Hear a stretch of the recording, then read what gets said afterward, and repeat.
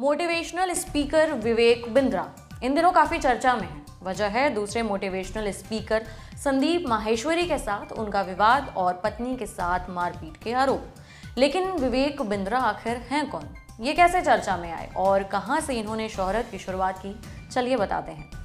विवेक बिंद्रा अपने परिचय में खुद को मोटिवेशनल स्पीकर, लीडरशिप कंसल्टेंट और बिजनेस कोच बताते हैं। बड़ा बिजनेस प्राइवेट लिमिटेड एक कंपनी है, उसके सीईओ हैं विवेक बिंद्रा। आज उन्हें विवेक बिंद्रा की कहानी को जानते हैं। डॉक्टर विवेक बिंद्रा का जन्म 5 अप्रैल 1978 को लखनऊ में हुआ। विवेक जब 2.5 साल के थे तभी उनके पिता की मृत्यु हो गई। मां ने दूसरी शादी कर ली। बचपन रिश्तेदारों के पास बीता, फिर दिल्ली आ गए और सेंट जेवियर से 10वीं और 12वीं की पढ़ाई की। स्कूल के समय से ही पार्ट टाइम बिजनेस भी शुरू कर दिया था। 16-17 साल की उम्र में कॉलोनी में बच्चों को ट्यूशन पढ़ाने लगे थे। फुटपाथ पर डिक्शनरी भी बेची। राइटर शिव खेड़ा की मोटिवेशनल किताब यू कैन विन से विवेक बिंद्रा काफी प्रभावित रहे। इसे ही पढ़कर उन्होंने फैसला किया कि बिजनेस और इंस्पिरेशन के फील्ड में ही कुछ करना है। गेम्स से भी उन्हें काफी इंस्पिरेशन मिलती रही है। हारने के बाद दोबारा उठ खड़े होने की काबिलियत से काफी प्रेरित थे विवेक। 2001 में सेंट जेवियर्स कॉलेज दिल्ली से बीबीए के बाद लंदन की university of east London business school में भी एडमिशन हो गया था, लेकिन पैसों की तंगी की वजह से नहीं जा पाए। फिर अमेठी कॉलेज नोएडा से 2005 में एमबीए किया। उन्होंने देखा कि उनके जैसे और लोग इसी तरह से परेशान हैं और इसे ही उन्होंने आगे जाकर अपना मिशन बनाया।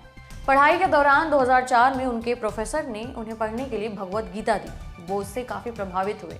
विवेक बिंद्रा खुद भी गीता का अपने जीवन पर असर मानते दिखते हैं।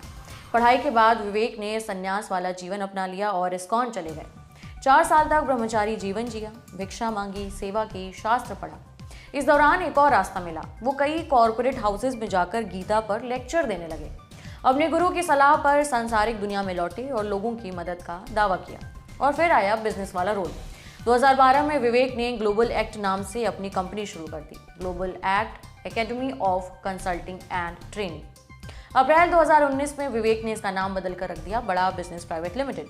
विवेक खुद ही इस कंपनी के सीईओ हैं। दुनिया भर में इस कंपनी के क्लाइंट्स बताए जाते हैं। लगभग 100 से ज़्यादा सीईओज को विवेक कोचिंग देने का दावा भी करते हैं। 2019 में ही उन्हें इकोनॉमिक टाइम्स से game changer of the year का खिताब भी दिया गया। विवेक बिंद्रा बड़े बड़े नेता, सेलिब्रिटीज़ के साथ भी नजर आते रहते हैं। विवेक अपना यूट्यूब चैनल भी चलाते हैं जिस पर लगभग 24.1 मिलियन सब्सक्राइबर्स हैं, जबकि वो 1000 से ज़्यादा वीडियोस अब तक अपने चैनल पर पोस्ट कर चुके हैं। इसके अलावा इंस्टाग्राम और फेसबुक मिलाकर उनके कुल 5.6 मिलियन फॉलोअर्स हैं, यानी सोशल मीडिया और यूट्यूब पर भी उनकी अच्छी खासी फॉलोइंग है। ये तो रहा उनका परिचय, लेकिन विवेक बिंद्रा का विवादों से भी गहरा नाता रहा है। चलिए वो भी जान लेते हैं। 22 दिसंबर 2023 को खबर आई कि विवेक बिंद्रा के खिलाफ गौतम बुद्ध नगर में एफआईआर दर्ज हो रखी है। 9 दिसंबर को विवेक बिंद्रा के खिलाफ उनके साले वैभव क्वात्रा ने गौतम बुद्ध नगर के सेक्टर 126 थाने में शिकायत दी।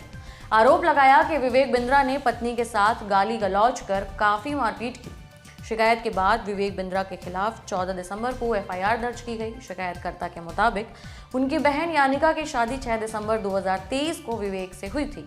अगले दिन 7 दिसंबर की सुबह विवेक बिंद्रा की अपनी मां से बहस हो रही थी और इस दौरान उनकी पत्नी ने जब बीच बचाव किया तो विवेक ने उनके साथ मारपीट की। दूसरा विवाद, संदीप माहेश्वरी ने अपने यूट्यूब चैनल पर 11 दिसंबर को बिग स्कैम एक्सपोज्ड नाम से एक वीडियो डाला।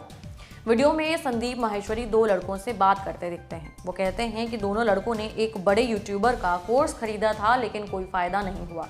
वो बिजनेसमैन की जगह सेल्समैन बना रहे हैं। इसके अगले दिन संदीप माहेश्वरी अपने YouTube कम्युनिटी पर एक पोस्ट में कहते हैं उन पर वो वीडियो चैनल से हटाने का दबाव डाला जा रहा है, लेकिन वो वीडियो नहीं हटाएंगे। एक और पोस्ट में संदीप ने आरोप लगाते हुए कहा कि विवेक बिंद्रा ने उनकी लीगल टीम को धमकी दी और उनके घर अपने कर्मचारियों को भेजा। इस विवाद में विवेक बिंद्रा ने कहा कि वो एक बार संदीप माहेश्वरी के शो में आ चुके हैं और दोबारा भी शो में आने को तैयार हैं। विवेक बिंद्रा ने संदीप माहेश्वरी को खुली चुनौती भी दी। ये विवाद विवेक बिंद्रा के जून 2022 के एक वीडियो से शुरू हुआ था।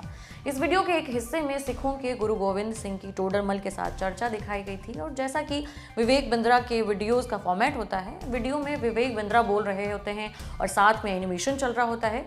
इस वीडियो में भी गुरु गोविंद सिंह को एनिमेट कर दिया गया था, जिस पर आपत्ति जताई गई। इस पर विवेक बिंद्रा की ओर से माफी मांगी गई थी। ये भी कहा गया था कि वीडियो से उस हिस्से को हटा दिया गया है जिस पर सिख समुदाय ने नाराजगी जताई थी। द लल्लन टॉप के show guest in the news room में विवेक बिंद्रा ने इस विवाद पर कहा था, तो गुरु गोविंद सिंह जी महाराज और एक टोडरमल जैन की हमने चर्चा दिखाई और वो चर्चा बहुत अच्छी है, सबको मालूम है। वो चर्चा में दोनों धर्मों का सम्मान बढ़ रहा है, परंतु गुरु गोविंद सिंह जी महाराज को मूव नहीं करा सकते आप, उनको एनिमेट नहीं करा सकते। तो मुझे ऐसे कोई नियम का नहीं पता था, उसकी मुझे जानकारी नहीं थी, निंदा किसी की नहीं हुई थी। दोनों धर्मों का सम्मान ही बढ़ रहा था चर्चा में। गलती क्या थी? गुरु गोविंद सिंह जी महाराज को एनिमेट कर दिया कि वो चल बोल रहे थे, वो चल रहे थे या कुछ कह रहे थे, तो उनकी खाली आप फोटो लगा सकते हैं, उनको एनिमेट नहीं कर सकते, ऐसा सिख धर्म में मान्यता है, उनका मानना है ऐसा। तो कुछ लोग बहुत नाराज हो गए कि विवेक बिंद्रा को जेल में डालो, उन्होंने हमारा अपमान कर दिया। तो मैंने कहा कि उनको एनिमेट करने से अगर आप अपमानित फील किए हैं तो मैं एक बार नहीं 100 बार माफी मांगता हूं। विवेक बिंद्रा ने कहा था कि यह गलती अज्ञानता के कारण हुई थी और इसके लिए वो एक बार नहीं 100 बार माफी मांगते हैं। अगला विवाद, डॉक्टरों वाला केस। ये केस 2018 में हुआ था। इंडियन मेडिकल एसोसिएशन ने विवेक बिंद्रा के खिलाफ केस किया था। शिकायत की गई थी कि विवेक बिंद्रा ने एक वीडियो में देश के डॉक्टरों के लिए खूनी और लुटेरा जैसे आपत्तिजनक शब्द कहे हैं। इस वीडियो का टाइटल था इंडियन मेडिकल सिस्टम की असलियत, जो कि 29 दिसंबर 2017 को अपलोड किया गया था। एफआईआर में कहा गया कि विवेक बिंद्रा ने डॉक्टरों की पूरी कौम को बदनाम करने की कोशिश की है। मामला कोर्ट तक पहुंचा। विवेक बिंद्रा के खिलाफ 50 करोड़ रुपए के मानहानि का केस हुआ था। विवेक बिंद्रा खैर ये केस जीत गए थे। जीआईडीएन में विवेक बिंद्रा ने इस केस के बारे में बताया था, कई अखबारों ने छाप दिया था मुझको जेल होगी, हाँ हो जाएगी, ऐसा हाँ। और जो है रोज 100, 500, 1000 डॉक्टर के हमारे ऑफिस में फोन आते थे, तोड़ देंगे, मार देंगे, खत्म कर देंगे। एक्चुअली मैंने डॉक्टर्स के ऊपर बताया था कि उनकी मैल प्रैक्टिसेस ये हो रही है और डॉक्टर्स को करना चाहिए, स्केलेबल मॉडल बिल्ड करना चाहिए। विवेक बिंद्रा के मुताबिक इस केस के फाइनल जजमेंट में लिखा गया था कि विवेक बिंद्रा के खिलाफ केस करना तो दूर, उन्हें समन भी नहीं कर सकते। ये लोकतंत्र की हत्या होगी। चल